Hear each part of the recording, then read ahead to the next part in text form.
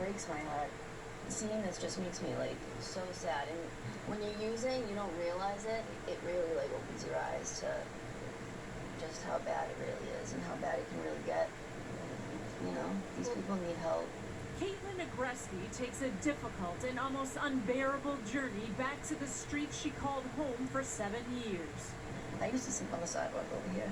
She witnesses the humanitarian crisis on the streets known as Methadone Mile. Near Atkinson Street, people shooting up, cooking drugs, living in tents, and in desperate need of help. Caitlin, who's been clean for more than 2 years, knows the struggle all too well. You come to a place like this, where there's more people like you, where you don't feel alone, where you don't feel like you're an outcast. Why do people stay? Because everything's here. Everything. The drug dealers, the drug addicts, everything's here. 5 Investigates cameras captured the despair and danger from daylight to dark. More drugs, a man on attack, weapons tucked away, people in the throes of addiction, some unconscious on the ground. The human and financial cost is staggering. Data obtained by 5 Investigates shows there have been 12 homicides in 5 years there. Police responding to almost 10,000 incidents so far in 2021. The overtime cost for police skyrocketed, almost $7.5 million since the summer of 2019. People are in the worst moments of their lives in a tent on the street.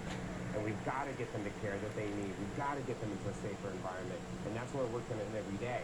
But we've got to do some things differently, and that's what we're trying to do. Marty Martinez, Boston's chief of health and human services, says the system is failing. No one should lose sight of the fact that families all over our city are struggling with this disorder and all over the Commonwealth. And so what you see there is the impact of a system that's broken. Stretches around the corner, stretches for blocks this way, back that way now. I've never seen it like this. Recording The this. crisis Look now at this at shit. an all-time high. People living in tents wrapped around In city Boston. blocks, This is in impacting Boston right now. businesses and residents. The Hey, city's mama. air drug market sparking so much violence they were shut down. Selling, prostituting, it's only growing. I didn't know it was It's this only fucking getting worse. bad. Domingos But I had to DeRosa show grew this up to a some few blocks away some and people on coached Pop Facebook Warner here football that at I a know. nearby park. Look at this one. The team You was know what it forced is? out The due to drug the use. needles and users seeping in. In Boston, Look at the city needles. with a population of about 700,000, crews have collected more than 5 million needles since 2020.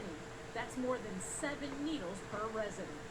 You know, folks are coming out to finding people defecating on their doorsteps, injecting themselves on their doorsteps, breaking into their cars. Our children are being so traumatized that they don't even want to go to the park. And the city continues to just put a Band-Aid on it and say, oh, we're doing the best we can. No, you're not. It's truly unsafe for business owners, for residents. What do you say to them? We hear your concerns, and we're trying to work to address it. We're also This squarely the mayor? focused on the person who is Oh my in a God, miserable they in situation trouble. on the street. It's a difficult balance, one that Caitlin says relies heavily on each person's desire to get clean. She overdosed 20 times and was in and out of detox for years. But when her boyfriend, Shane Stilton, died of an overdose, she finally left the streets and this life behind. And I never look back, ever. People just need to understand and know that there are services that can help you. They don't have to live like this. According to the city, more than 300 people are living out here. The city tells us there's no easy fix to this problem, and it won't be solved overnight. Kathy Curran, 5 Investigates.